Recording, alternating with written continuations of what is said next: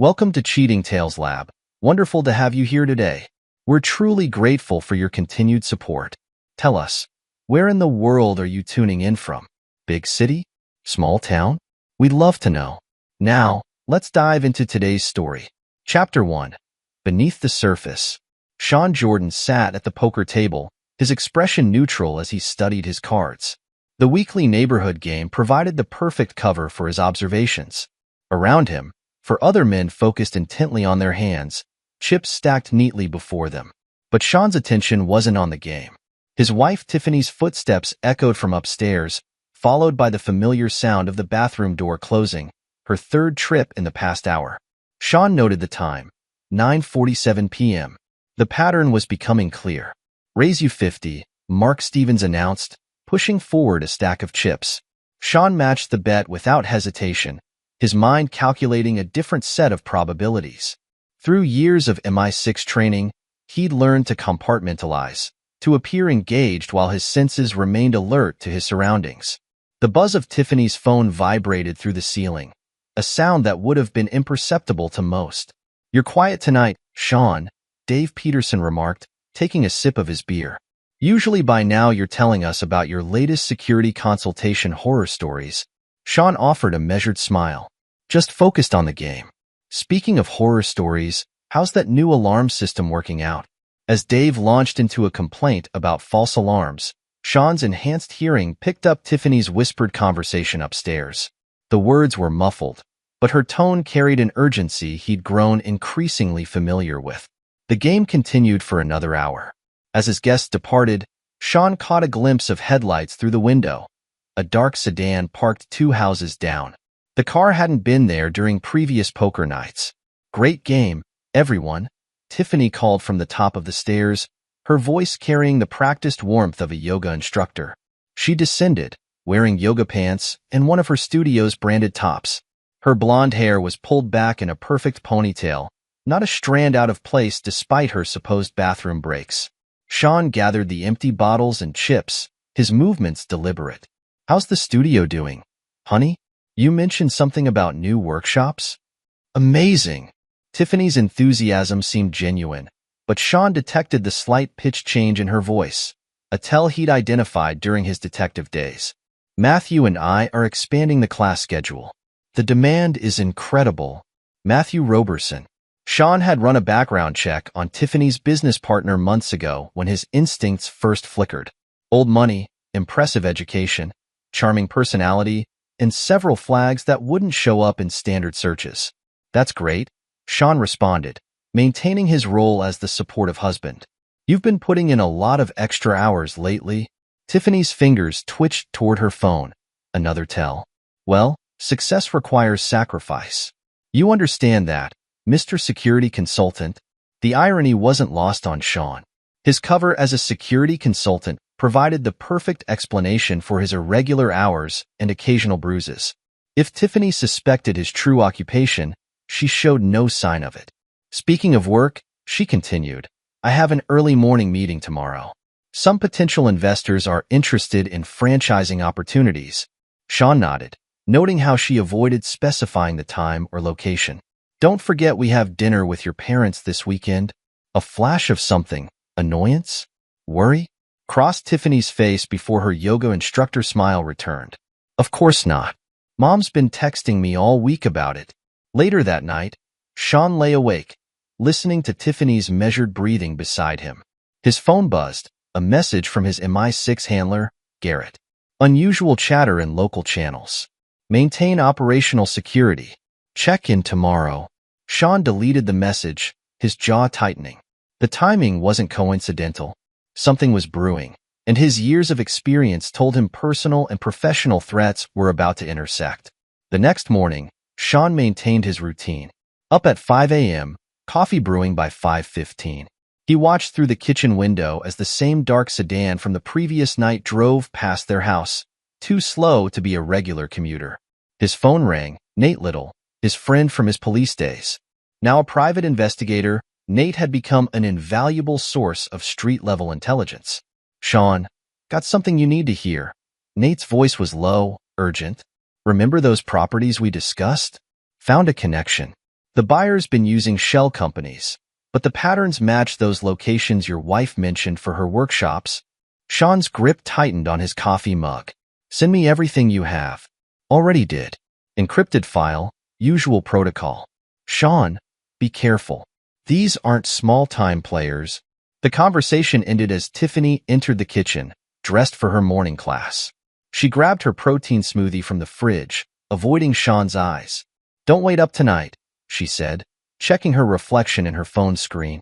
Emergency studio meeting. Some issues with the new location's permits. Need any help? I know some people in the zoning office. No. The response came too quickly. Tiffany softened her tone. No thank you. Matthew's handling it. He has connections. Sean watched her leave, noting how she checked her mirrors before pulling out of the driveway. Amateur surveillance detection, but telling nonetheless. His sister Amanda's unexpected visit that afternoon added another layer of complexity. A respected psychologist, she possessed the same analytical mind that had made Sean an excellent detective. You've lost weight, she observed, studying him over lunch at his favorite diner. And don't tell me it's from working out more. I know stress when I see it. Sean adjusted his watch, a habit from his early MI6 days. Just busy with work. New clients, bigger projects. Amanda's eyes narrowed. Funny, that's exactly what Tiffany said when I ran into her last week. At that new hotel downtown, the Peninsula. She mentioned she was there for a yoga workshop, but her outfit seemed more business casual than yoga appropriate. Sean filed away the information, maintaining his composure. The studio's expanding. Lots of meetings. Sean. Amanda's voice dropped. As your sister and a mental health professional, I need you to know I'm here if you need to talk. About anything. The conversation shifted to safer topics, but Sean's mind was already processing the new information, adding it to his mental map of Tiffany's activities. That evening, while reviewing Nate's files, Sean heard Max, their golden retriever, growling at the front door. Unusual behavior for the normally friendly dog. Moments later, Tiffany entered, and Max's growls intensified. What's gotten into him? Tiffany asked, keeping her distance. Sean watched as Max continued to display aggression toward his wife, noting how the dog's behavior had changed gradually over the past few months, coinciding with Tiffany's increased absences. Maybe he's picking up on something, Sean suggested, studying her reaction. Tiffany's laugh held a note of nervousness. Don't be ridiculous. He probably smells the other dogs from the studio. The community charity event that weekend provided Sean with another opportunity to observe. He positioned himself near the silent auction tables, ostensibly examining the items while Tiffany worked the room. We need to accelerate the timeline, he heard her say into her phone, her voice barely above a whisper. He's becoming suspicious. No, I can handle him. Just make sure everything's in place. The conversation ended abruptly as she noticed Sean approaching. Her smile was immediate, practiced. Honey, see anything worth bidding on? Just keeping my options open, he replied, the double meaning clear to him alone. You seem stressed. Everything okay? Tiffany's expression hardened for a moment before she caught herself. I'm fine. You're being paranoid again. This is exactly why I need space to breathe, Sean. Your constant hovering, your questions, your need to control everything. The accusations were calculated, designed to put him on the defensive. Sean recognized the tactic. He'd used similar techniques during interrogations. I'm just concerned, he said, playing his role. You've been distant lately. Maybe because you won't give me room to grow. Tiffany's voice rose slightly, drawing attention from nearby guests. I'm trying to build something here, Sean. The studio is my chance to be more than just your wife. The performance was convincing. Sean watched as several other guests shot him disapproving looks, already casting him as the controlling husband. Later that night, reviewing his surveillance footage, Sean allowed himself a moment of cold anger. The cameras he'd discreetly installed had captured Tiffany making several calls from the garden, each time checking for witnesses first. The pieces were coming together, forming a picture he'd suspected but hoped to avoid. His phone buzzed with another message from Garrett. Meeting tomorrow, 0800, usual place. Critical information regarding local security concerns. Sean sent a brief acknowledgement, then continued watching the footage. On screen, Tiffany paced the garden, her conversation becoming heated. I don't care what it takes. He's becoming a problem, and problems need to be solved. The implied threat would have chilled a lesser man. But Sean Jordan wasn't an ordinary husband, and he'd faced far worse than a cheating wife and her ambitious lover. As he switched off the monitor, his expression remained neutral, but his eyes held the cold calculation of a predator assessing its prey. The game was escalating, and Sean was done playing defense. It was time to remind everyone why he'd been one of MI6's most effective operatives. Tiffany and Matthew were about to learn that betraying a trained operative carried consequences far beyond their worst nightmares. Chapter 2. Cracks in the Foundation. Sean's office was silent except for the soft hum of his encrypted laptop. The monitoring software displayed multiple feeds tracking Tiffany's movements throughout the day. His MI6 training had taught him the value of patience in surveillance operations, and now those skills served a more personal mission. Target entering location Delta, his computer announced quietly. The yoga studio's front entrance showed Tiffany arriving for her afternoon class.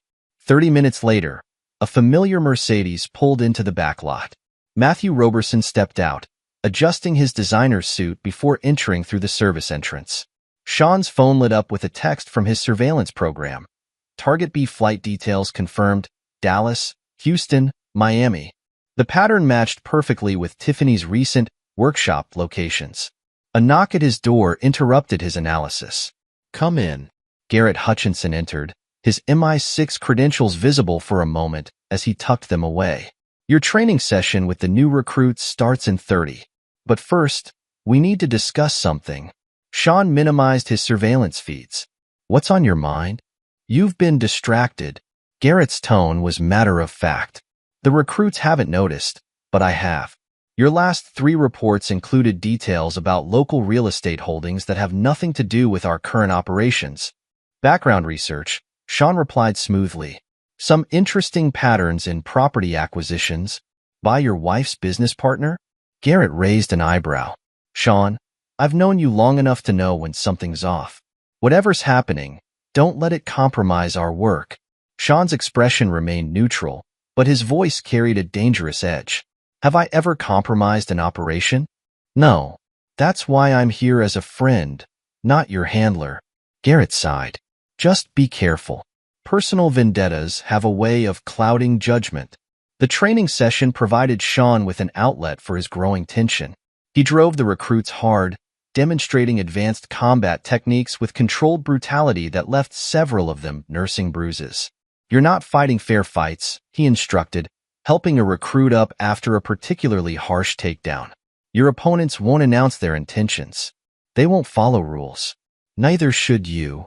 After the session, Sean received an unexpected visit from Joan Kelly, his neighbor from 3 doors down. She caught him in the driveway, her expression troubled. "Sean, I've been meaning to talk to you," she began, glancing around to ensure privacy. "It's about Tiffany and that business partner of hers." Sean's interest sharpened, though his face showed only polite attention. "Oh, several of us have noticed things during studio events. The way they interact." Joan wrung her hands. "Linda saw them at Riverside Park last week. They seemed very familiar with each other."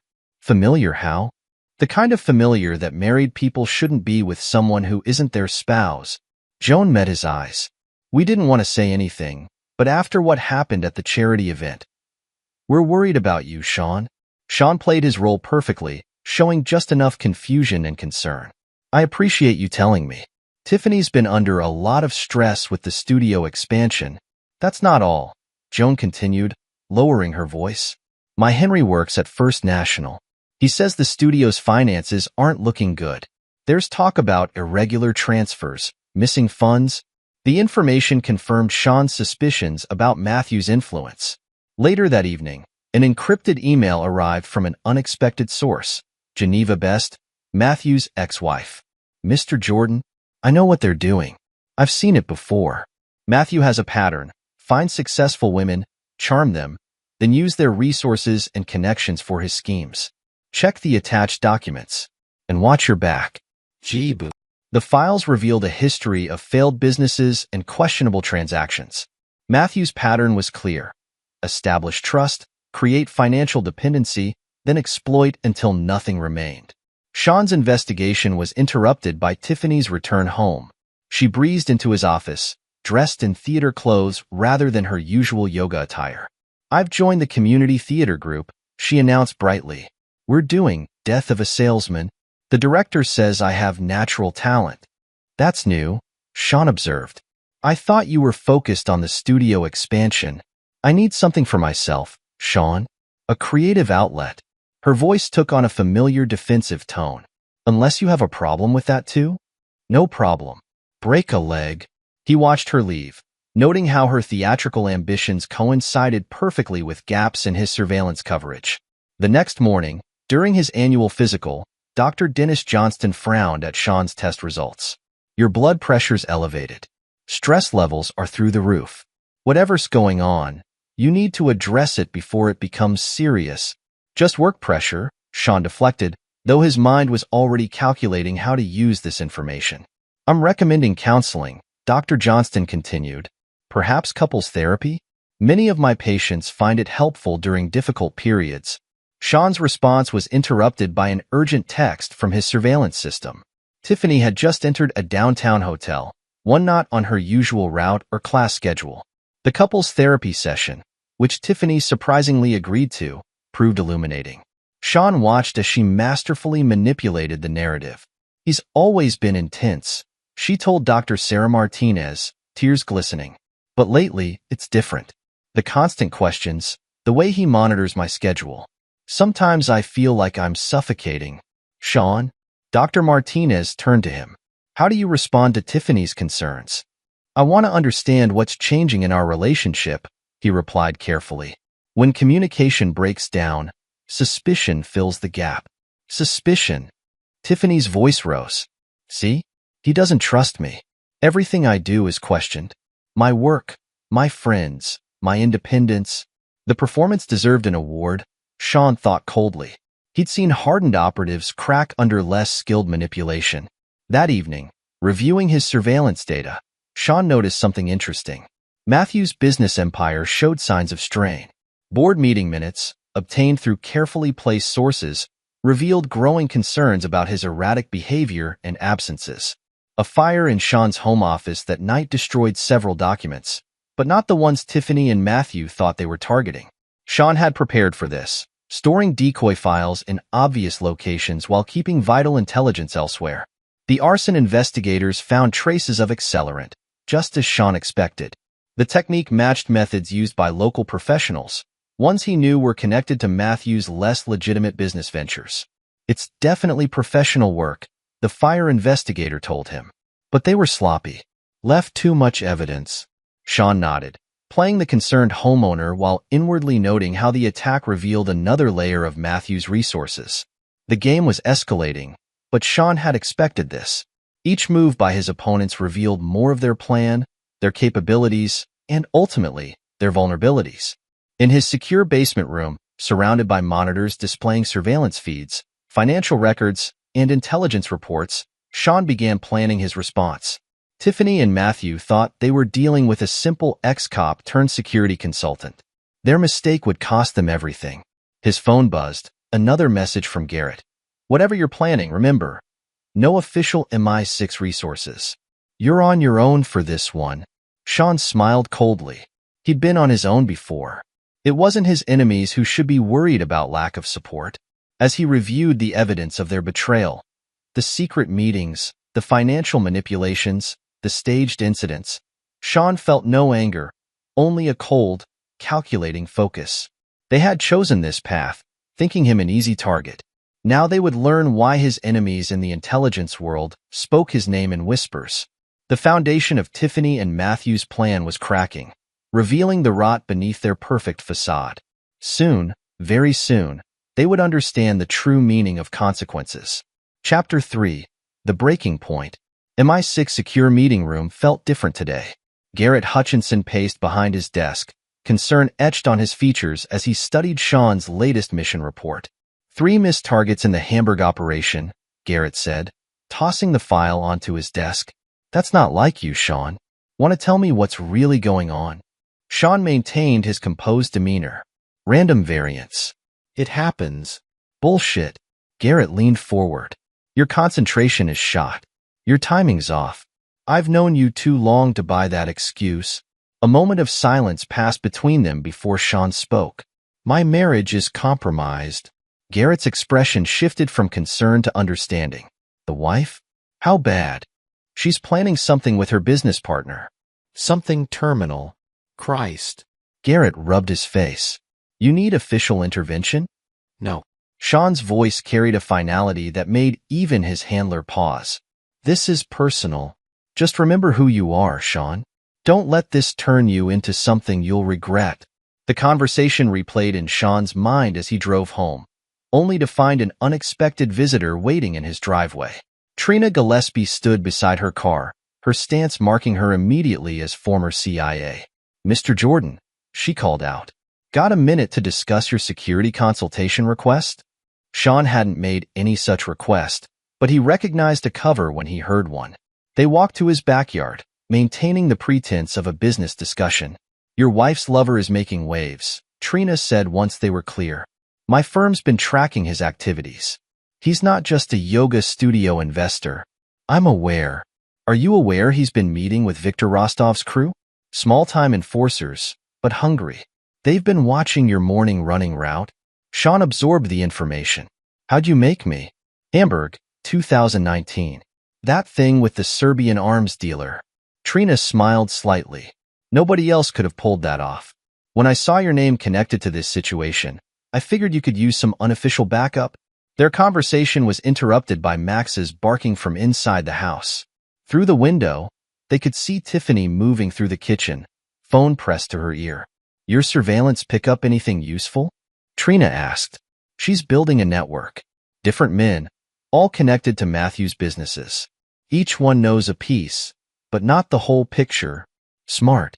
Compartmentalization. Trina nodded. But risky.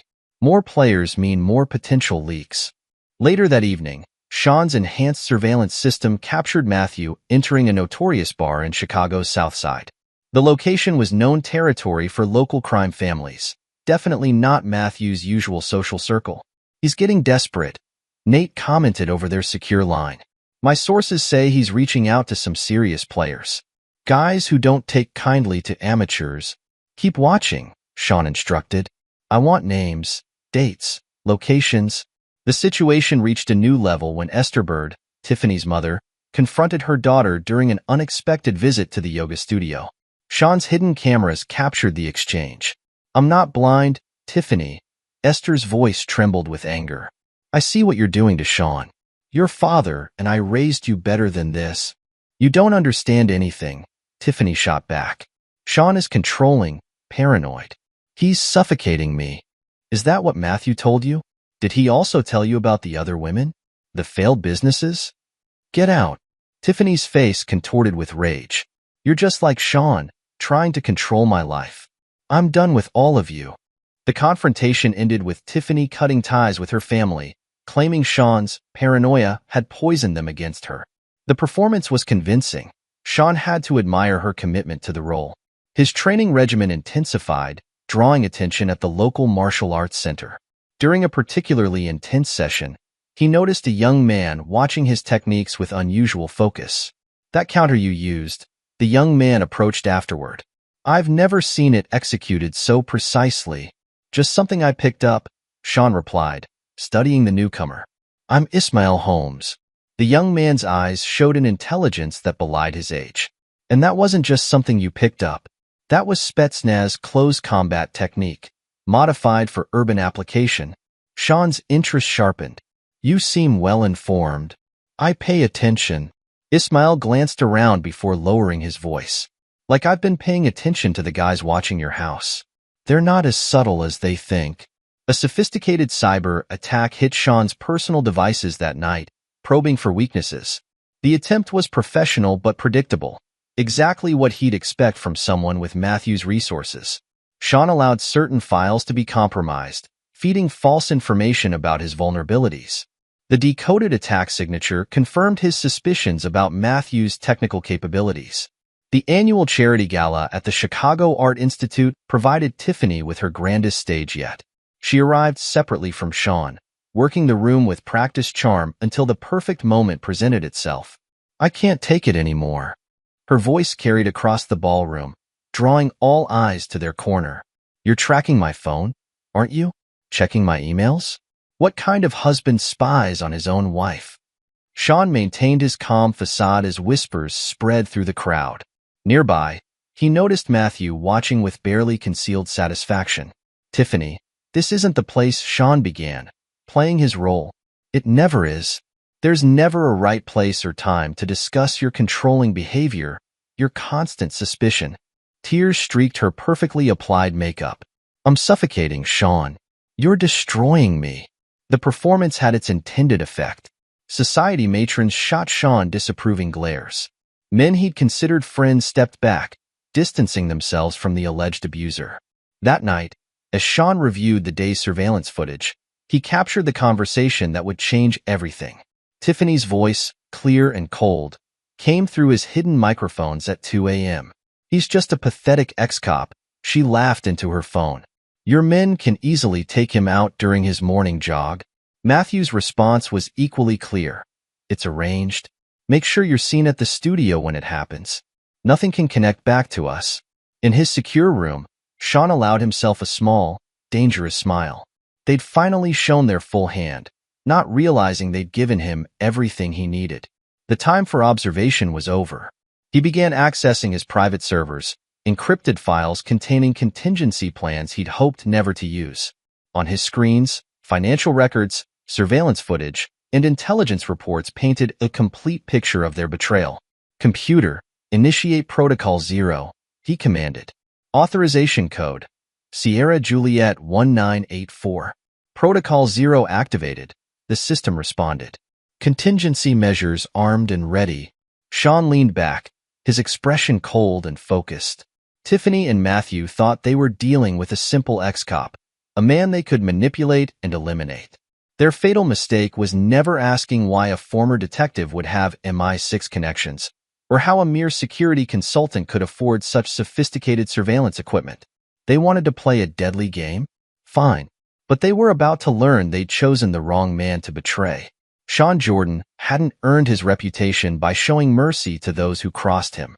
The breaking point had arrived, and with it, the end of his restraint. Tiffany and Matthew had written the first act of this tragedy. Now Sean would show them how it ends.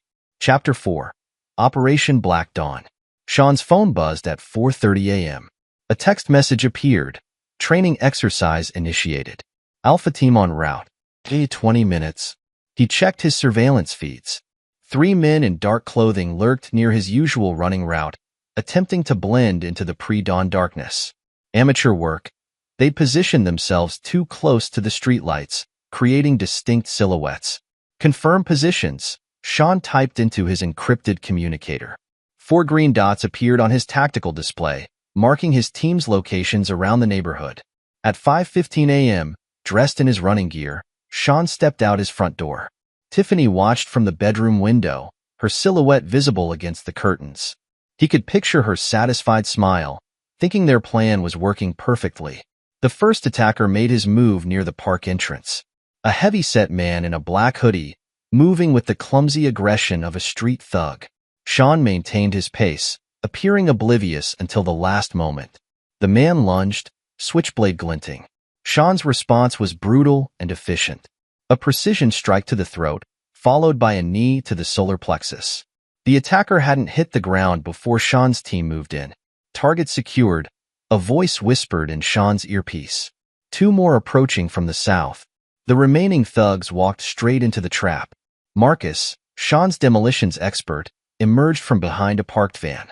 Sarah, his infiltration specialist, stepped out of the shadows of a doorway. The takedowns were swift, professional, and completely silent. "Area contained," Marcus reported. "No witnesses, no cameras." Sean approached the first attacker, who wheezed on the ground, clutching his throat. "Let's have a chat about Matthew Roberson." 2 hours later, in an abandoned warehouse converted into a command center, Trina Gillespie reviewed the morning's footage. "Clean work. They never saw it coming." Talk to me about the intel, Sean demanded, studying the multiple screens displaying surveillance feeds, financial records, and intelligence reports. They're singing beautifully, Trina replied, pulling up a series of documents. Matthew hired them through an intermediary, Tony Pescatori, small-time enforcer with gambling debts. He claims Matthew promised to clear his markers in exchange for arranging the hit. Sean's sister Amanda walked in, carrying a thick file. I've compiled psychological profiles on both targets. Tiffany's behavior patterns suggest narcissistic personality traits combined with opportunistic tendencies. She's not just following Matthew's lead. She's actively participating in the planning. The money trail confirms it, Trina added. She's been skimming funds from the yoga studio, converting them to cryptocurrency. Matthew's teaching her his tricks. Sean's phone lit up with a message from one of his street contacts. Tiffany had just arrived at the yoga studio, right on schedule. She had no idea her alibi was meaningless now. What about Matthew's criminal connections? Sean asked, turning to the tactical display. Bigger than we thought, Trina responded. The captured thugs mention meetings with representatives from the Kovac syndicate. Apparently, Matthew's been promising them access to high-end real estate for money laundering operations. Amanda studied her brother's expression. You're not surprised. Matthew's trying to play in waters too deep for him, Sean replied. The Kovacs don't tolerate amateurs. A secure line blinked on Sean's phone. Garrett calling. Just heard about some interesting developments in local law enforcement channels, his handler said without preamble. 3 known associates of Tony Pescatori were found unconscious near Lincoln Park. No witnesses, no statements filed. Fascinating, Sean replied neutrally. I'm sure it is. By the way, several ongoing investigations into organized crime activities have been mysteriously redirected away from your neighborhood. Completely unrelated, I'm certain. Completely. Just remember our agreement. This stays unofficial. As the day progressed, Sean's team processed the intelligence gathered from the captured thugs. Each piece revealed more of Matthew's operation and its weaknesses. He's overextended, Trina reported, analyzing financial records. Using the yoga studio as a front for money laundering, but he's getting sloppy. Multiple accounts show irregular patterns that would trigger any decent audit. Speaking of the studio, Amanda interjected, Tiffany's latest social media post just went live. Listen to this. Finding strength through adversity. Sometimes those closest to us can be our greatest obstacles to growth. She's building her victim narrative. Sean's response was interrupted by Ismail Holmes's arrival. The young martial artist had proved his worth, developing a network of street-level informants that provided crucial intelligence. Matthew's meeting with Victor Rostov tonight, Ismail reported. Private room at the Drake Hotel. My contact on the staff says he's been drinking heavily, making phone calls in the bar. He's panicking, Trina observed. The failed hit has him spooked. Good. Sean's voice carried a cold satisfaction. Phase 2 begins tonight. Marcus, prepare the infiltration gear. Sarah, I want complete building schematics for all of Matthew's business locations. What about Tiffany? Amanda asked. She's still moving funds offshore. Sean pulled up a series of transaction records. Let her. Each transfer is tagged and tracked. When the time comes, we'll freeze everything simultaneously. The command center hummed with activity as the team prepared for the next phase. Surveillance feeds showed Tiffany leaving the yoga studio, unaware that her phone, car, and even her jewelry now transmitted her location continuously to Sean's systems. One thing bothers me, Trina said, reviewing the morning's footage. These thugs were too amateur for a serious hit attempt. Either Matthew's getting desperate or this was a test run, Sean finished. Probing our defenses, seeing how I'd react, which means they'll try again, Amanda added. With professionals next time, let them come. Sean's expression remained cold, controlled. Each attempt gives us more intelligence, more leverage, more pieces of their network to dismantle. The screens showed Matthew entering the Drake Hotel, his expensive suit failing to hide his nervous demeanor. In the yoga studio, Tiffany taught her evening class, maintaining her serene instructor facade while her phone buzzed with encrypted messages from offshore accounts. They think they're so clever, Amanda observed. playing their roles, building their alibis. People see what they expect to see, Sean replied. A mild-mannered security consultant, a victimized wife, a successful businessman, until suddenly they don't. As night fell, Sean reviewed the day's developments. The failed hit had provided exactly the intelligence he needed. Matthew's organization was larger than expected, but riddled with vulnerabilities. Tiffany's betrayal ran deeper than suspected, but her methods were predictable. Most importantly, they still believed they held the initiative. That illusion would be their undoing. Prepare for Phase 2, Sean instructed his team. I want infiltration plans for all major targets by morning. It's time to show them what happens to people who mistake mercy for weakness. In her penthouse apartment, Tiffany slept peacefully, believing her husband remained ignorant of her true plans. In his hotel room, Matthew nursed another scotch, trying to calm his nerves after the failed hit. Neither suspected that Operation Black Dawn was just beginning. Sean's revenge wouldn't be swift or merciful. It would be comprehensive, methodical, and absolute. They had chosen this path, believing him vulnerable. Now they would learn why Sean Jordan's enemies spoke his name in whispers, and why betrayal always carried the highest price. Chapter 5. Escalation. Matthew Roberson's hands shook as he poured his third scotch of the morning. His office at Roberson Enterprises, once a symbol of his success, now felt like a trap. The disappearance of his hired muscle had left him exposed, vulnerable. Mr. Roberson? His assistant's voice crackled through the intercom. The board members are waiting in the conference room. Matthew straightened his tie, trying to compose himself. The boardroom felt hostile as he entered, facing the stern faces of his directors. Care to explain these numbers? Richard Kensington, the head of the board, pushed a financial report across the table. Our Chicago properties are hemorrhaging money. 3 development projects halted due to permit issues that mysteriously appeared overnight. Temporary setbacks, Matthew assured them, his voice betraying his anxiety. I have people handling the situation, like you handled the Davidson merger? They pulled out this morning. No explanation. Behind the scenes, Sean's team watched the meeting through hidden cameras. His empire's cracking, Trina noted, monitoring the feeds from their command center. Those permit issues weren't cheap to arrange. Money well spent, Sean replied, studying Matthew's deteriorating composure. How's our other target? A separate screen showed Tiffany arriving at her parents' house. The conversation inside, captured by directional microphones, grew heated quickly. Mom, Dad, you have to help me, Tiffany pleaded, tears flowing perfectly on cue. Sean, he's not who you think he is. The controlling behavior, the accusations, the threats. Esther Bird's voice carried a mix of anger and disappointment. Threats? Like the ones your boyfriend's associates made against your husband? Tiffany's mask slipped for a moment. What are you talking about? Don't play innocent, Esther snapped. I've been doing my own investigating. Those yoga workshops in Miami? I called the venue. They've never heard of Stone Jordan Studios. You're spying on me? Just like Sean. No, Tiffany. I'm protecting what's left of this family's dignity. Get out. Don't come back until you're ready to tell the truth. Back at the command center, Sean's team monitored multiple operations simultaneously. Marcus reported success in disrupting Matthew's legitimate business ventures, contract problems, permit issues, delayed shipments. Sarah's cyber team had infected his company's networks with subtle glitches that eroded client confidence. The Kovac syndicate is getting impatient, Ismail reported, returning from his street-level reconnaissance. Their enforcers are asking questions about Matthew's promises. They wanted prime real estate for money laundering, not excuses. Push them harder, Sean instructed. I want Matthew feeling pressure from all sides. Trina interrupted with urgent news. You need to see this.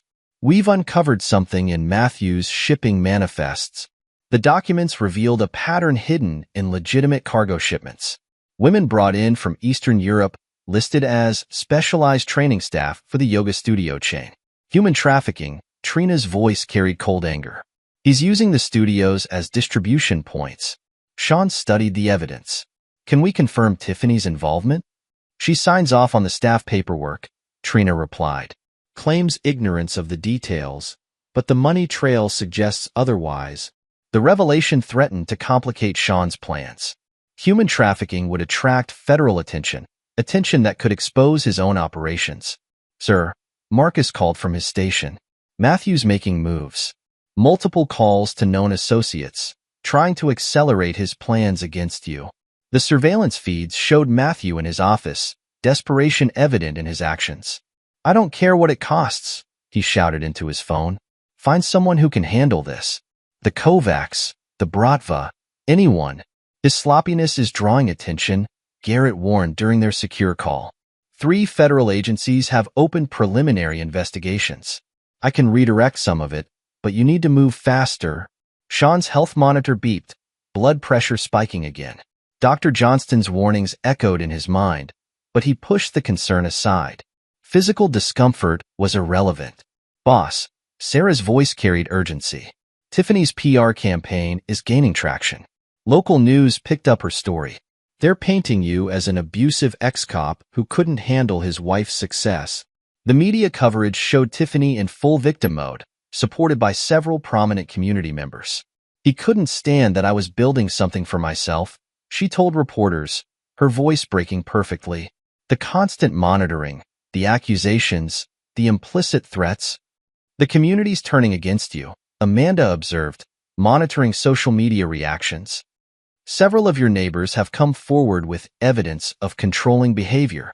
Sean's response was cold, calculated. "Let them believe what they want. Public opinion is irrelevant to the endgame." Garrett's next call carried more complications. "We have a problem. State Department's taken interest in Matthew's international operations. They're connecting dots we don't want connected. How much time?" "Days, maybe less. Whatever you're planning, accelerate it." The situation deteriorated further when Sean's team detected a breach in their security protocols. Someone had accessed their surveillance data, though the intrusion was caught before critical information was compromised. The leak came from inside, Trina reported, tracing the breach. "Someone with clearance to our secondary systems." Sean's expression hardened. "Lock down everything. No one, including Nate, gets access without direct authorization from me." The betrayal struck deeper than expected. Nate had been his friend since their police days, but trust was a luxury Sean could no longer afford. Events reached a crescendo when Tiffany's lawyers filed for divorce and a restraining order. The documentation painted a picture of escalating abuse and paranoid behavior, supported by witnesses from their social circle. "They're trying to limit your movement," Amanda analyzed. The restraining order would restrict your access to key locations, make surveillance more difficult. Sean's response surprised his team. He laughed, a cold, dangerous sound that made even hardened operatives uncomfortable. "They still think they're dealing with a system that plays by rules," he said, reviewing the legal documents. "Time to show them how wrong they are." The commands went out to his team. Marcus and Sarah began implementing more aggressive disruption protocols. Trina's intelligence unit accelerated their penetration of Matthew's organization. Ismail's street network spread whispers that turned criminal allies against each other. "Sir," Marcus reported late that night, "Matthew's heading to a meeting with Kovacs people. He looks unstable." The surveillance feed showed Matthew entering a known mob hangout, his movements erratic, his usual smooth confidence shattered. He'd driven himself there. No security, no backup. "He's breaking," Trina observed. "Making mistakes." "Good." Sean's voice carried no emotion. "Push harder. I want them both so desperate they'll grasp at any chance for escape." In her apartment, Tiffany celebrated the restraining order with champagne, believing she'd scored a crucial victory. She didn't notice the new patterns in her phone's background processes, the slight delays in her banking apps, the occasional clicks on her secure line. Matthew, leaving the mob meeting with shaking hands, didn't realize his car's GPS had been compromised, his phone cloned, his emails intercepted. They thought the legal system would protect them, that their social connections would shield them, that their criminal allies would provide muscle. They were about to learn that such protections meant nothing against an opponent who'd spent his life dismantling exactly those kinds of defenses. Sean Jordan didn't just want revenge. He wanted to create a lesson that would echo through Chicago's underworld for years to come. Betrayal carried a price too terrible to contemplate. Chapter 6. The Counterstrike. In the command center, Sean activated his latest operation. Begin information dissemination. Let's see how they handle fighting ghosts. Trina's fingers flew across her keyboard, initiating their misinformation protocols. Within hours, Matthew's criminal contacts began receiving conflicting intelligence about his activities. Package delivered to the Kovacs, a message read. Payment confirmed. Deal with the Bratva finalized, another stated. Kovac territory compromised. Matthew's phone buzzed constantly with angry messages from his underworld connections, each believing he'd betrayed them for their rivals. Your digital warfare strategy is working, Marcus reported. Matthew's communications are in chaos.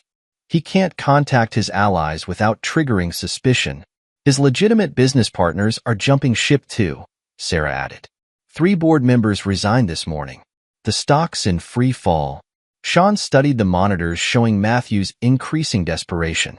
His target had made 4 attempts to contact his offshore accounts, only to find his access mysteriously restricted. Sir, Ismail called out.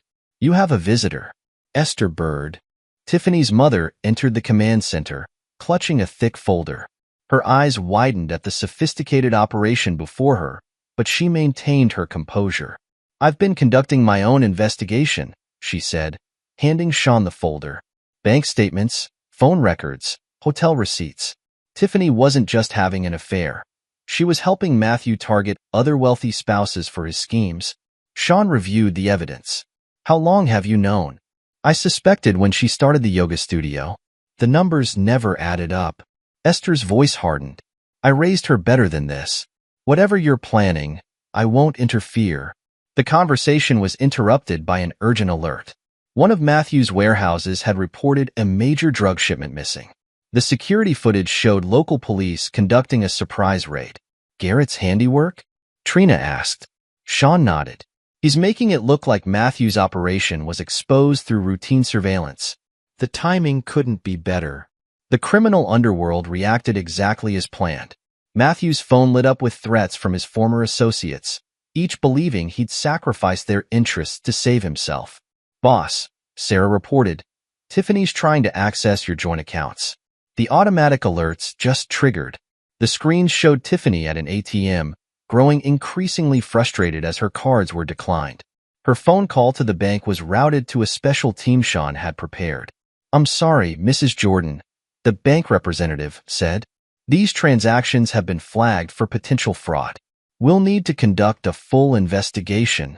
Sean's team tracked her movements as she drove frantically between banks, each attempt to access funds meeting the same response. Her calls to Matthew went straight to voicemail, his phone disabled by Trina's digital warfare. The criminal elements are making moves, Ismail reported. The Kovacs and Bratva have formed a temporary alliance. They're targeting both Matthew and their suspected rivals. Perfect. Sean's expression remained cold. Let them tear each other apart. Each confrontation provides more evidence for law enforcement. Garrett's secure line activated. It's done. Key evidence has been discovered by routine patrols. Local law enforcement is building a case without realizing they're following our breadcrumbs. Sean's enhanced training program showed results as his team coordinated multiple operations simultaneously. Marcus led a strike team that intercepted Matthew's attempt to move assets. Sarah's cyber unit blocked Tiffany's desperate emails to her network of allies. Their social circle is crumbling, Amanda reported, monitoring communications. 3 yoga studio investors have demanded emergency meetings. Their lawyers are reviewing all past transactions. The pressure mounted as anonymous sources began leaking information about Tiffany's affair to local media.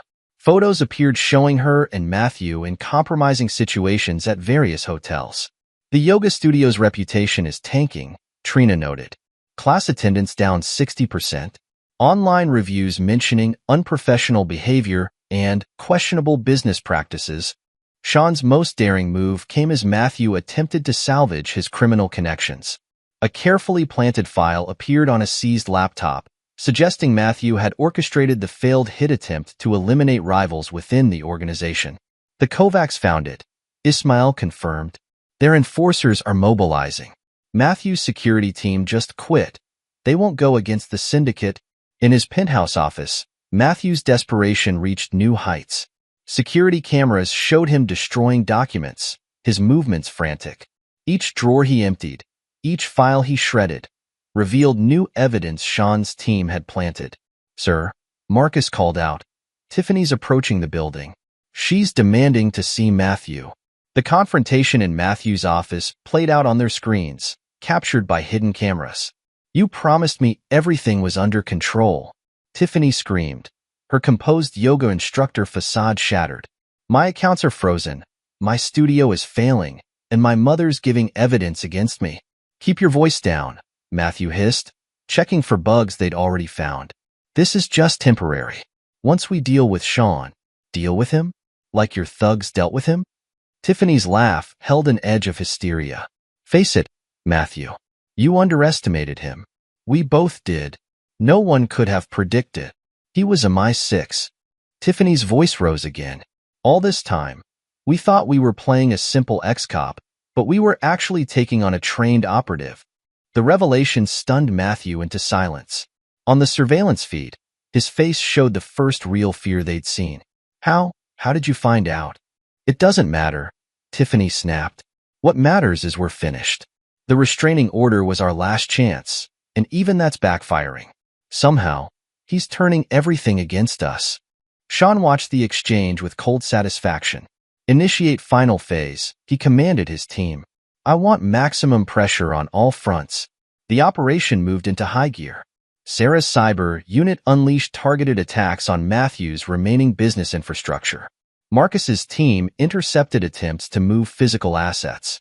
Trina's intelligence operation fed devastating information to both law enforcement and criminal elements. "They're running out of options," Amanda observed. "The psychological pressure is breaking them." "Good." Sean's voice carried no emotion. "Now they'll understand what real fear feels like." The command center hummed with activity as Sean's team coordinated their final moves. Each operation was designed to tighten the noose, eliminating options until his targets had nowhere left to turn.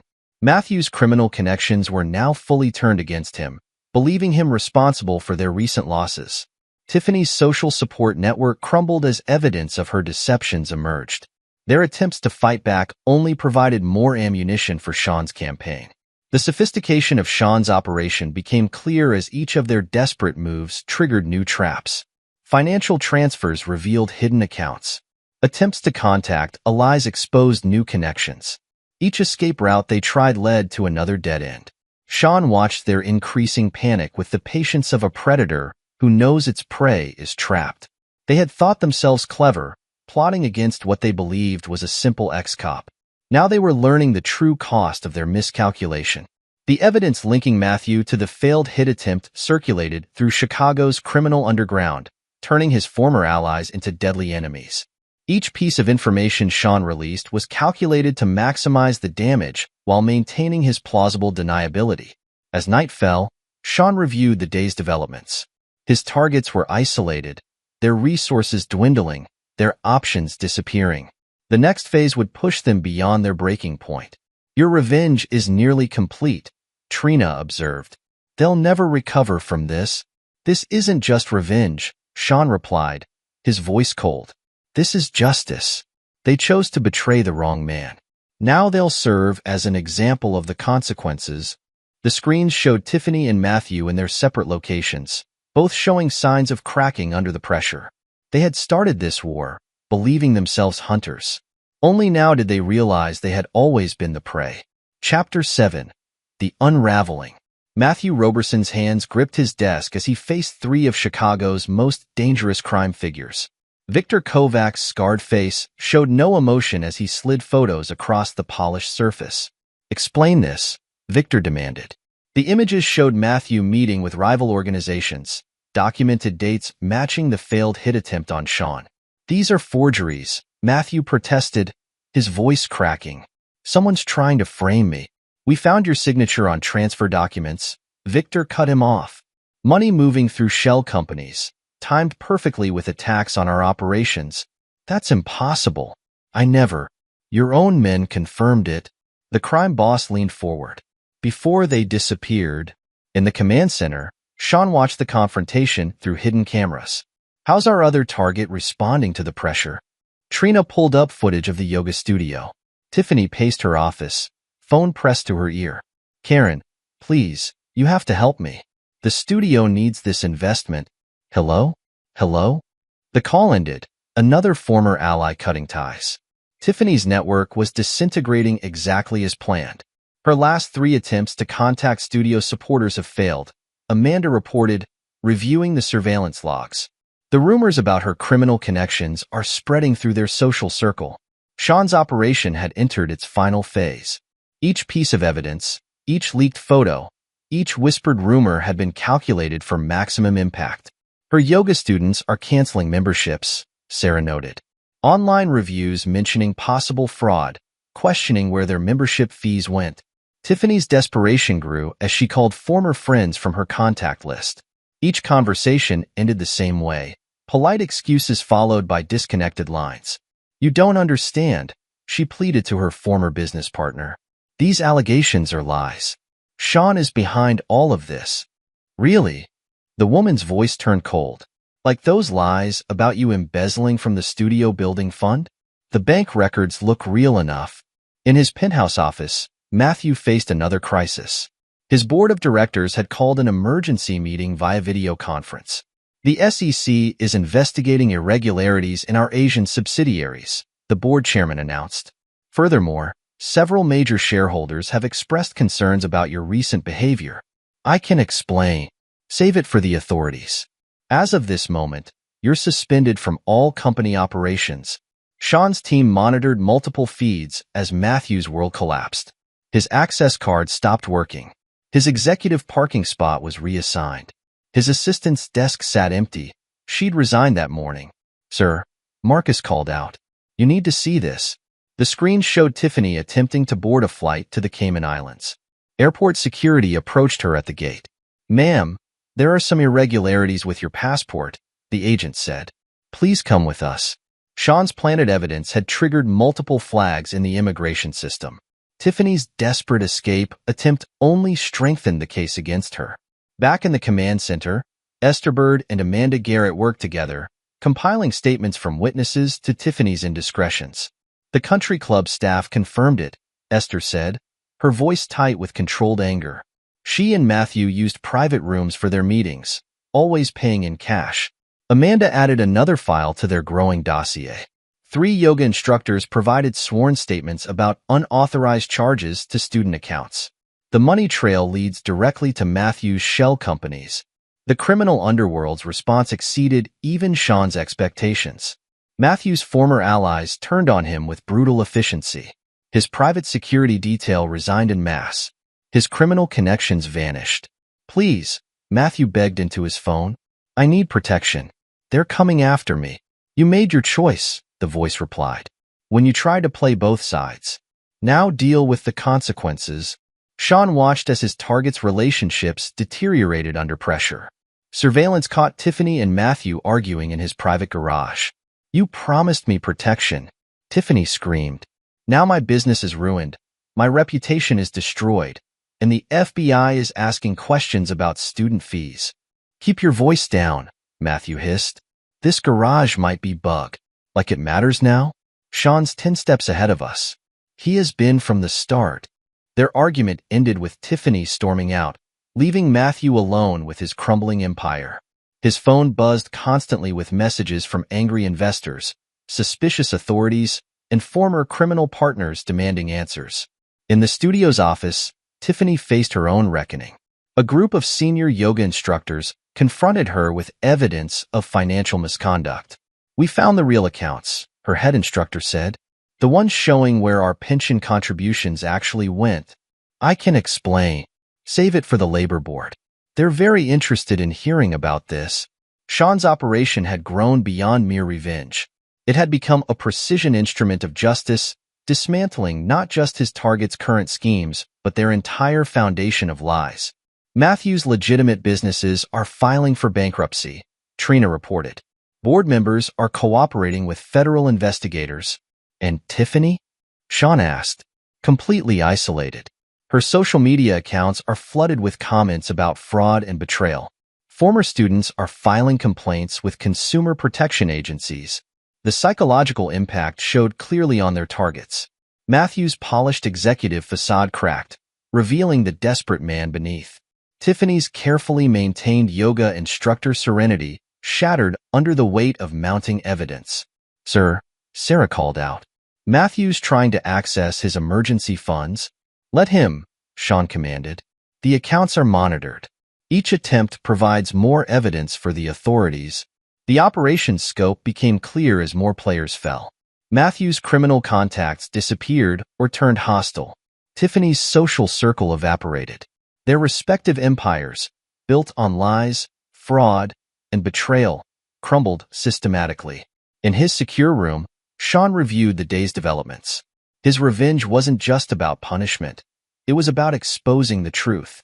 Each revelation, each piece of evidence, stripped away another layer of their carefully constructed facades. They thought they could manipulate the system, he told his team. Now the system will be their downfall. The screens showed his targets increasing isolation. Matthew, barred from his own company, reduced to working from a hotel room. Tiffany, alone in her studio, facing mounting legal notices and cancellation requests. Their attempted murder plot against Sean had been their final mistake. Now they would learn the true meaning of consequences, delivered by a man who had mastered the art of systematic destruction. The unraveling had begun. Sean's revenge would not be swift or merciful. It would be comprehensive, absolute, and most importantly, completely legal. His targets had chosen their path, believing themselves clever manipulators. Now they would understand what it meant to face an opponent who had spent his life dismantling operations far more sophisticated than theirs. Their downfall would serve as a lesson to others who might consider similar betrayals. Sean Jordan didn't just want revenge. He wanted to create a case study in consequences that would echo through Chicago's professional and criminal circles for years to come. Chapter 8. The Final Gambit. Initiate Operation Clean Slate. Sean commanded from the center of his operations room. Multiple screens displayed various aspects of his targets' lives, all about to be systematically destroyed. "All teams in position," Marcus reported. "Waiting for your signal." Sean activated his secure line to Garrett. "Are the federal agents ready?" "SWAT teams are staging 2 blocks from Matthew's location," his MI6 handler confirmed. "Local police have sealed off all escape routes." He won't see it coming. The raid on Matthew's temporary office unfolded with brutal efficiency. Surveillance feeds showed armed agents breaching the door, catching him in the middle of destroying evidence. Matthew Roberson, the lead agent, announced, "You're under arrest for racketeering, attempted murder, human trafficking, and conspiracy to commit fraud." Matthew's face drained of color as agents read him an extensive list of charges. Each count referenced evidence that Sean had carefully planted over the previous months. "My lawyer will have this thrown out," Matthew blustered. "You have nothing solid." "Actually," an agent interrupted, displaying a tablet. "We have signed statements from your associates detailing your involvement in multiple criminal enterprises." Very thorough confessions. In the command center, Trina pulled up footage of Tiffany arriving at the courthouse for her attempt to defend against the mounting charges. "Mrs. Jordan," reporters swarmed her. "Can you comment on allegations that you helped orchestrate an attempt on your husband's life? What about the missing yoga studio funds? Is it true you were involved in Matthew Roberson's human trafficking operation?" Tiffany's lawyer hustled her through the crowd, but the damage was done. Camera crews captured her panicked expression, broadcasting it across local news networks. Inside the courtroom, Sean's carefully gathered evidence demolished her defense. Bank records showed her signature on transfers to Matthew's shell companies. Email exchanges revealed her knowledge of the criminal operations. Surveillance photos documented meetings with known criminals. "Your Honor," her lawyer addressed the judge, "given the overwhelming nature of the evidence, my client wishes to discuss plea options with the prosecution." Sean watched the proceedings through courthouse security feeds. "How's the media coverage?" "Playing out exactly as planned," Amanda replied, "monitoring news outlets. They're portraying you as the victim of a sophisticated criminal conspiracy. Public sympathy is completely on your side." The screens showed Matthew being processed into federal custody. His designer suit replaced with prison orange, his executive demeanor crumbling under harsh fluorescent lights. The evidence linking him to the hit attempt is irrefutable, Garrett reported. His own criminal associates provided detailed testimonies in exchange for reduced sentences. In another section of the command center, Sarah monitored the financial aspects of the operation. Matthew's remaining assets are being frozen as we speak. Corporate accounts, personal holdings, even his offshore safety nets, all locked down. What about Tiffany's resources? Sean asked. The studio filed for bankruptcy this morning. All accounts are under investigation for fraud. She can't access a penny without triggering alerts. The morning's newspapers painted a devastating picture. Headlines screamed about Matthew's criminal empire, Tiffany's involvement, and the shocking betrayal of their social circle. Photos showed Matthew in handcuffs, Tiffany fleeing reporters, their former friends and associates distancing themselves from the scandal. Sir, Marcus called out, Matthew's preliminary hearing is starting. The courthouse feed showed Matthew facing a federal judge. His expensive criminal defense attorney looked nervous as prosecutors presented their evidence. Your Honor, the scope of Mr. Roberson's criminal activities is staggering, the prosecutor announced. We've uncovered connections to organized crime figures across 3 continents. Matthew's face showed real fear as the prosecutor continued listing charges. Each count carried substantial prison time. Each piece of evidence had been meticulously prepared to withstand legal scrutiny. The defendant's ties to human trafficking operations are particularly disturbing, the prosecutor added. We have documentation linking him to the disappearance of multiple young women brought into the country under false pretenses. In another courtroom, Tiffany faced her own legal reckoning. Her lawyer's attempts to separate her from Matthew's crimes crumbled as Sean's team released evidence of her active participation. The defendant wasn't merely aware of these operations, the prosecutor explained. She used her yoga studio as a front, providing cover for Mr. Roberson's human trafficking activities.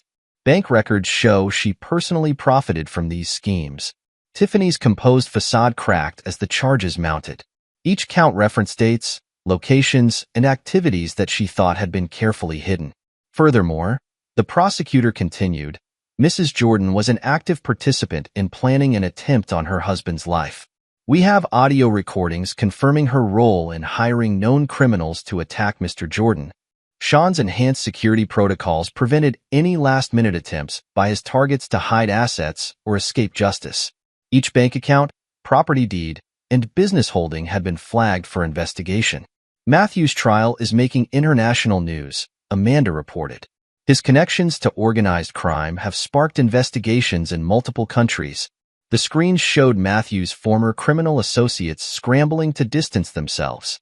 Each attempt to contact outside help only provided more evidence for prosecutors. His legitimate business partners are cooperating fully with authorities, Trina added. They're eager to prove they weren't involved in his criminal activities. Esther Bird watched the proceedings with cold satisfaction. Her daughter's betrayal had shattered their family, but justice was being served. I gave these to the prosecutors, she told Sean, handing over a file. Letters Tiffany wrote to Matthew, detailing their plans. Found them hidden in her old room at our house. The evidence proved devastating. Tiffany's own words condemned her, revealing the calculated nature of their schemes. Sean's team monitored multiple feeds as the operation reached its climax. Matthew, isolated in federal custody, facing a mountain of evidence. Tiffany, her carefully constructed social status destroyed, confronting the consequences of her choices. The charitable foundation is ready to launch, Sarah reported, using recovered funds from their illegal operations. The press release emphasizes support for victims of domestic abuse and corporate fraud. The irony wasn't lost on anyone. Money that Matthew and Tiffany had stolen would now fund programs to protect others from similar schemes. Public opinion has shifted completely, Amanda noted. Social media is filled with support for you, condemning their actions. Former friends are coming forward with stories of suspicious behavior they noticed but didn't report. In his holding cell, Matthew finally grasped the full scope of Sean's revenge. Each criminal contact he'd tried to reach had been compromised. Each escape route had been blocked. Each contingency plan had been anticipated and countered. Tiffany, facing her own imprisonment, realized too late the magnitude of her miscalculation. The evidence Sean had gathered wouldn't just send her to prison. It would ensure she remained under surveillance long after her release. "The criminal underworld has received the message," Ismail reported. "Your handling of this situation has earned their respect and their fear." Sean watched the screens displaying his target's downfall. His revenge hadn't just destroyed their current lives. It had eliminated any possibility of them rebuilding their power. They thought they could manipulate the system, he told his team. Instead, the system became their prison. The operation's success exceeded even Sean's expectations. Matthew and Tiffany hadn't just been defeated. They had been systematically dismantled, their crimes exposed, their reputations destroyed, their futures erased. Operation Clean Slate had lived up to its name. Sean Jordan had demonstrated why betrayal carried such a heavy price, creating a lesson that would resonate through Chicago's power circles for years to come. Chapter 9. New Beginnings. 6 months after Operation Clean Slate, Sean stood before a group of MI6 recruits in a secure training facility. His presentation displayed tactics from his personal operation, now converted into training materials. Threat assessment isn't just about identifying enemies, he instructed. It's about understanding how personal connections can become vulnerabilities, and how to turn those vulnerabilities into advantages. The recruits studied footage from his systematic dismantling of Matthew and Tiffany's operations. Each phase demonstrated different aspects of intelligence gathering, tactical response, and strategic planning. "Sir," a recruit raised her hand. "How did you maintain operational security while managing multiple cover identities?" "By understanding that every role, even a cover, must be grounded in truth," Sean replied. The security consultant wasn't just a facade. It became a legitimate business. After the session, Garrett approached with a proposal. "MI6 leadership is impressed with your new training program. They're suggesting we expand it into a full consultancy division." "Private sector," Sean countered. "More flexibility, fewer restrictions." "Agreed. I'll handle the paperwork." "You've earned this, Sean." The Jordan Security Consultancy launched with minimal fanfare but maximum impact. Within weeks, high-profile clients sought their services, drawn by Sean's reputation for handling complex threats. Another request from a Fortune 500 CEO, Trina reported, reviewing applications. "His wife's involved with a suspected corporate espionage ring." "Sounds familiar," Sean noted. "Bring in Amanda for the psychological assessment." His sister had proven invaluable in developing client profiles.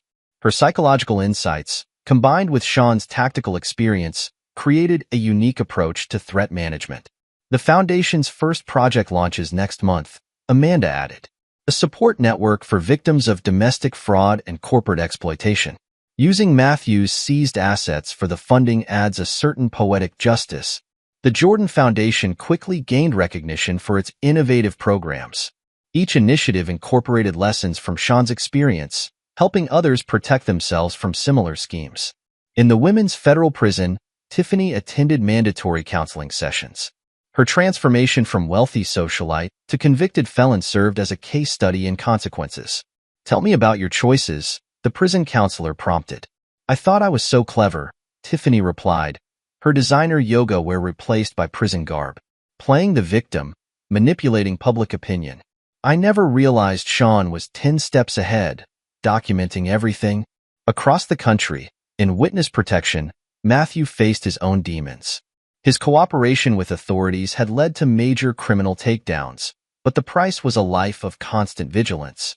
Another syndicate boss arrested in Chicago, his handler informed him. "Your testimony was crucial, but remember, you can never go back." Matthew nodded, understanding that his freedom came with permanent exile. His empire, his connections, his very identity had been erased. Meanwhile, Sean's security firm attracted top talent. Trina Gillespie joined as chief of operations, bringing her CIA experience to their expanding client base.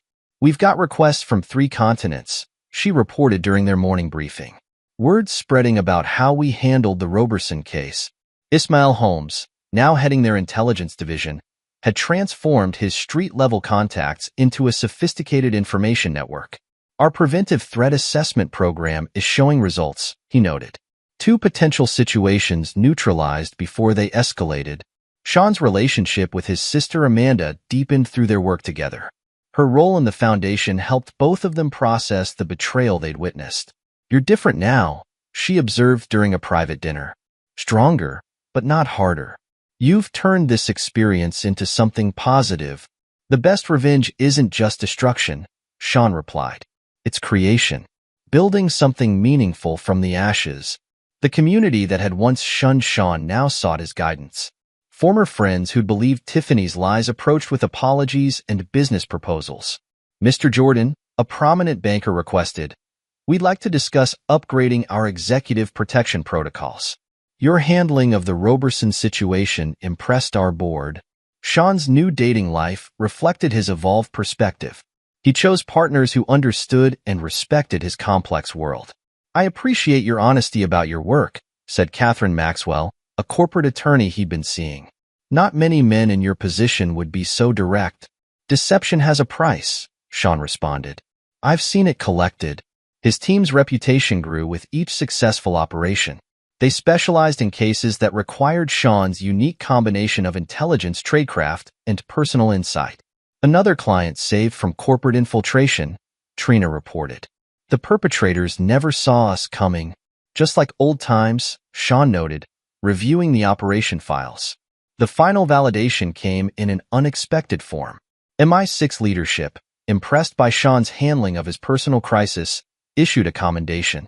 "Your actions demonstrated exceptional judgment," the director stated in a private meeting. "You eliminated severe threats while maintaining operational security and showing remarkable restraint." "Restraint?" Sean questioned.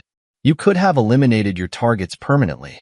Instead, you chose to destroy them legally, thoroughly, and irrevocably. That's the mark of a true professional." The commendation meant less to Sean than the lessons he'd integrated into his new life. Each aspect of his operation against Matthew and Tiffany had revealed different applications for his skills. His command center, once focused on revenge, now served as the hub for legitimate security operations. The surveillance systems that had documented betrayal now protected clients from similar threats. "We've become something unique," Trina observed. "Not just security consultants or intelligence operators. We're preventing tragedies before they happen." The Jordan Security Consultancy's reputation grew beyond its origins. Clients sought them out not just for protection, but for their comprehensive approach to threat management. "Your experience gives you insight others lack," Amanda noted during a strategy session. "You understand both the tactical and emotional aspects of betrayal." Sean's new life balanced professional success with personal growth. He maintained his edge, his ruthlessness when required, but channeled it into protective rather than punitive action. The final proof of his victory came in small moments. Walking through Chicago without looking over his shoulder. Training new operatives to protect themselves from personal threats. Using his skills to prevent others from experiencing similar betrayals. Matthew and Tiffany's attempt to destroy him had instead catalyzed his evolution. Their betrayal had forced him to refine his abilities, to transform revenge into redemption. Sean Jordan emerged not just victorious, but vindicated. His enemies were neutralized, his skills enhanced, his purpose clarified. He had shown the world, both legitimate and underground, that betrayal carried consequences, but also that true strength lay in how one rebuilt from destruction. The story of his revenge became a legend in multiple circles, intelligence communities, corporate boardrooms, criminal underworlds. But Sean's focus remained on the future, on building something meaningful from the lessons of his past. In the end, he had achieved more than revenge. He had created a legacy of protection, turning personal pain into professional purpose. The man who had mastered destruction had learned to create, proving that the most complete victory isn't just in defeating enemies, but in transforming their attacks into opportunities for growth. Epilogue. A decade later, Sean Jordan stood at the podium of the International Security Conference in London, addressing a room full of intelligence operatives, corporate security chiefs, and government officials. The Jordan Security Consultancy had become the gold standard in threat prevention and personal security. 10 years ago, I learned firsthand how personal betrayal can intersect with professional threats, he told the audience. Today, We'll discuss how that experience revolutionized our approach to protective operations. In the front row, his wife Catherine Maxwell Jordan watched with pride. Their marriage of 7 years had proven that trust was possible even in their complex world. As a former prosecutor turned corporate defense attorney, she understood both the legal and personal implications of betrayal. The Jordan Security Consultancy occupied the top floors of a Chicago high-rise. Trina Gillespie, now Chief Executive Officer, managed their global operations. Under her leadership, they'd expanded to offices in London, Dubai, and Singapore. Another successful intervention in Hong Kong, she reported during their weekly video conference. The client's spouse was planning corporate espionage through their marriage. We contained it before any data breaches occurred.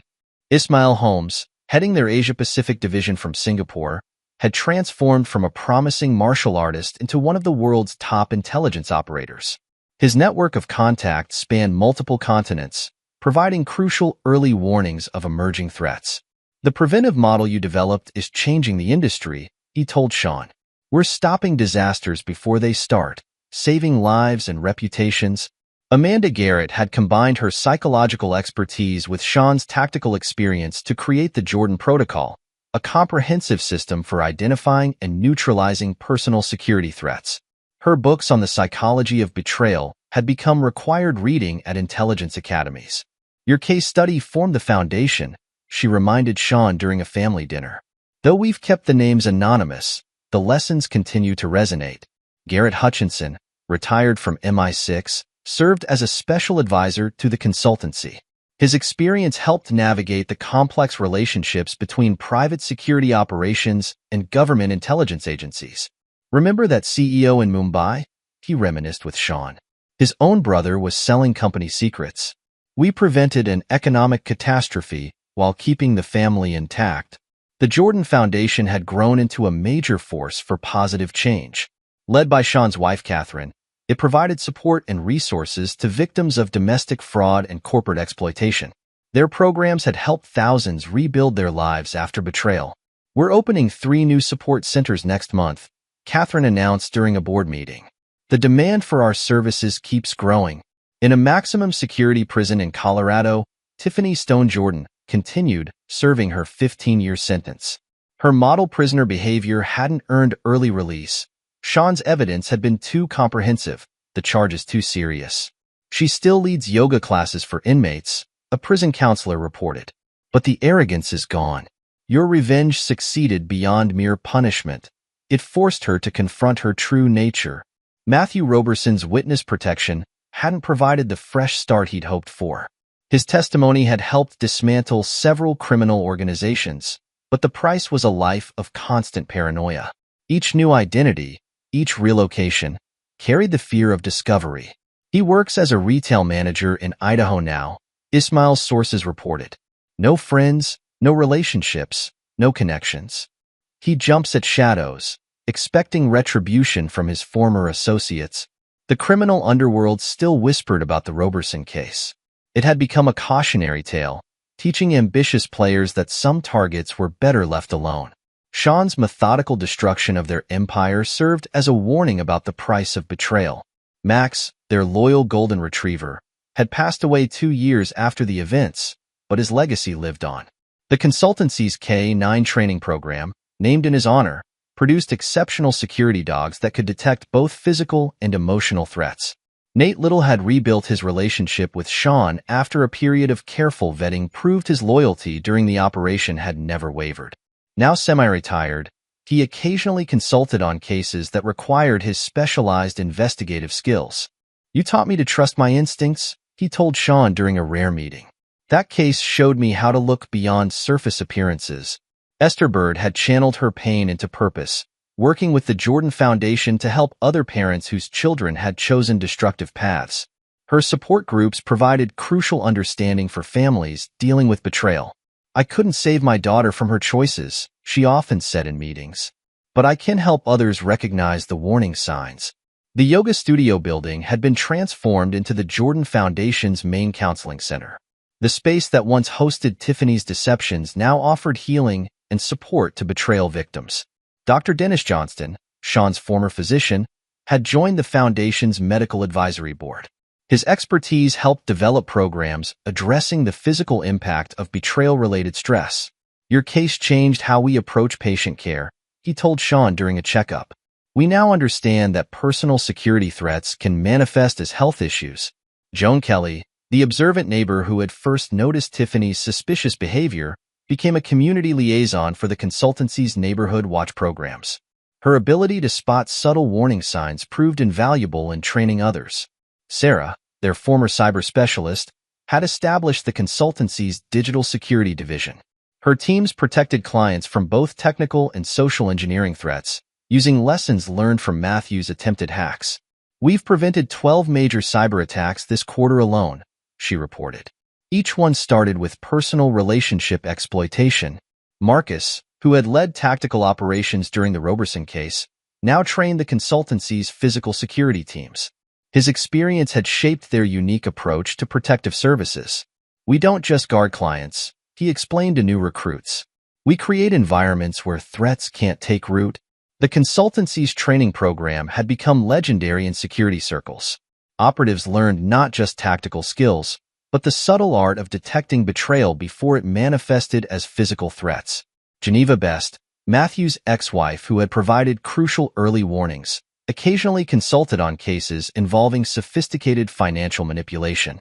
Her insights into Matthew's methods helped identify similar schemes. "Financial predators follow patterns," she explained during a training seminar. "The Roberson case gave us a perfect template for recognition." The criminal organizations that Matthew had betrayed had largely forgotten him, finding new territories and opportunities. But their leaders still used his story to teach younger members about the dangers of overreach. "The Jordan incident," they called it in their circles. When amateur ambition met professional retribution, Sean and Catherine's home featured a state-of-the-art security system, but it wasn't the fortress many expected. They'd created a warm, welcoming space that balanced protection with normalcy. Their twin daughters, Sarah and Amanda, aged 6, attended a private school with discreet but comprehensive security measures. They were being raised to be both vigilant and compassionate, understanding their father's work without being burdened by its darker aspects. "Daddy helps people stay safe," they explained to friends, demonstrating the balanced perspective Sean and Catherine had worked to instill. The consultancy's client list included corporate leaders, celebrities, and government officials, but they also maintained a pro bono program for victims of domestic betrayal who couldn't afford their services. "Everyone deserves protection," Sean insisted during board meetings, especially those most vulnerable to manipulation. Their preventive approach had revolutionized personal security. Instead of reacting to threats, they identified and neutralized potential betrayals before they developed. This methodology, born from Sean's experience, had saved countless lives and reputations. The Jordan Protocol had been adopted by intelligence agencies worldwide, though few knew its origins in Sean's systematic dismantling of Matthew and Tiffany's schemes. Catherine's legal expertise had helped develop the consultancy's unique approach to evidence gathering. They built cases that could withstand legal scrutiny while maintaining client privacy. "We don't just protect people," she explained to potential clients. "We ensure they can defend themselves legally if necessary." Sean's reputation had evolved from feared operative to respected security innovator. His experience had shown that the most effective protection came from understanding both tactical and emotional vulnerabilities. The consultancy's research division, led by Amanda, continued studying patterns of betrayal across different cultures and contexts. Their findings helped refine threat assessment protocols and protective strategies. Regular family gatherings at Sean and Catherine's home included Amanda, her husband Dennis, and their children. These moments of normalcy proved that even those who had witnessed betrayal's darkest aspects could build trusting, healthy relationships. The Jordan Foundation's annual gala had become a major event in Chicago's social calendar. Unlike the charity events where Tiffany had once played victim, these gatherings celebrated genuine healing and empowerment. Sean's training programs for MI6 had evolved into international workshops attended by intelligence operatives from allied nations. His methods of combining personal security with counterintelligence had proven exceptionally effective. The consultancy's success rate approached legendary status. In 10 years, No client under their full protection had suffered a successful attack or betrayal. Their preventive methodology had proven itself repeatedly in increasingly complex situations. Looking out over Chicago's skyline from his office, Sean reflected on the decade's transformations.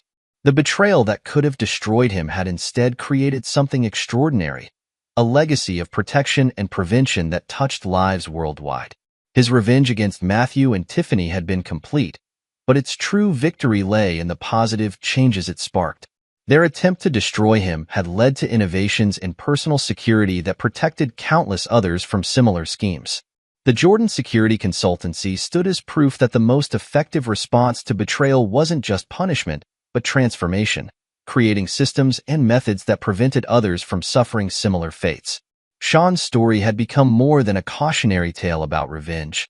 It demonstrated how personal trauma could be transformed into professional innovation, how betrayal could lead to better methods of protection, and how one man's response to treachery could help safeguard others from similar threats. The future held new challenges, but Sean faced them with the confidence of experience and the support of a loyal team. He had built something lasting from the ashes of betrayal, proving that the best revenge wasn't just destroying enemies, but creating something they could never have imagined possible. This is where our story comes to an end. Share your thoughts in the comments section. Thanks for your time. If you enjoy this story, please subscribe to this channel. Click on the video you see on the screen, and I will see you there.